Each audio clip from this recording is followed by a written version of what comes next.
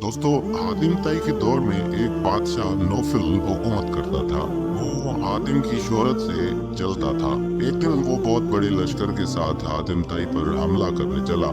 जब हातिम ताई को पता चला तो उसने सोचा कि मेरी वजह से बहुत से आदमी मारे जाएंगे और बड़ी खूनरेजी होगी और सबका अजाब मुझ पर होगा। इसलिए हातिम ताई वहाँ से भाग खड़ा हुआ और गार में जाकर छुप गया। जब हातिम के गायब होने की इत्तला नौफल को मिली तो उसने हातिम की तमाम जायदाद और उसके कीमती घोड़े कब्जे में ले लिए। उसने ये ऐलान भी कर दिया कि जो शख्स हातिम को गिरफ्तार करके मेरे पास ले आएगा उसे मुंह मांगा इनाम दिया जाएगा। ये ऐलान सुनकर लालची लोगों ने अपनी किस्मत आजमाने का फैसला किया और हातिम की तलाश शुरू कर दी, लेकिन वो सब नाकाम रहे। एक दिन एक बूढ़ा लकड़हारा अपनी बीवी और बच्चों के साथ सूखी हुई लकड़ियां ढूंढते हुए पहाड़ के दामन में गया। वो कार में हातिम छुपा हुआ था।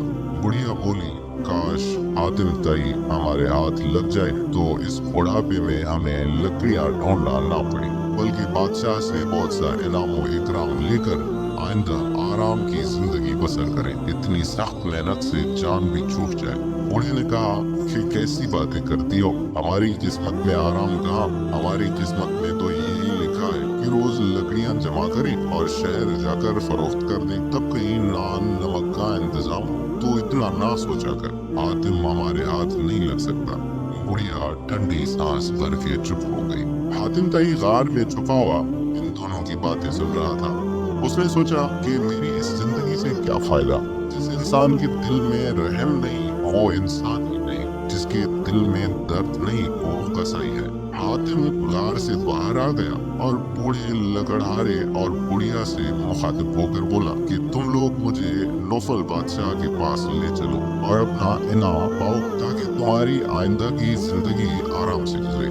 बूढ़े लकड़हार ने कहा कि हम ऐसा नहीं कर सकते, ना जाने बादशाह तुम्हारे साथ क्या सलूक करे। अगर उसने तुमको जान से मार दिया तो ये गुनाह हमारे हिसाब में लिखा जाएगा, हम ऐसा नहीं कर सकते। हातिम ने कहा कि तुम लोग ऐसा नहीं कर सकते तो मैं बादशाह के पास जाता हूँ, वहाँ जाकर कहूँगा कि मुझे गिरफ्तार कर लो और इन दोनों ने मुझे तलाश किया है, इन्हें इनाम दो।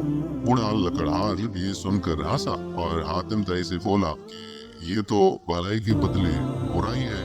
अभी ये बातें हो ही रही थी कि बहुत से लोग जमा हो गए। उन सब ने इनाम के लालच में हातिम को घेर लिया और उसे लेकर नौफल के दरबार में पहुंच गए। वहाँ कहा, हमने हातिम ताई को तलाश किया है, इसलिए हमें इनाम दिया जाए। उन लोगों के साथ बूढ़ा लकड़हार और बुढ़िया भी बादशाह के दरबार में पहुंचे और एक कोने में खामोश खड़े हो गए। हातिम ने बादशाह से कहा कि अरे बादशाह, ये सब झूठे हैं, मुझे तो उस कोने में खड़े हुए बूढ़े और बुढ़िया ने तलाश किया है।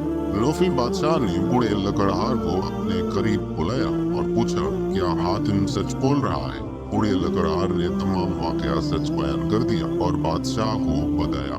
हातिम सिर्फ हमारी मदद की खातिर अपने आप को गिरफ्तार करा। नौफल बादशाह हातिम की जुर्रत और हिम्मत पर बहुत हैरान हुआ और बोला, ऐ हातिम, तू वाकई बहुत सखी है, तेरी सखावत के चर्चे गलत नहीं है।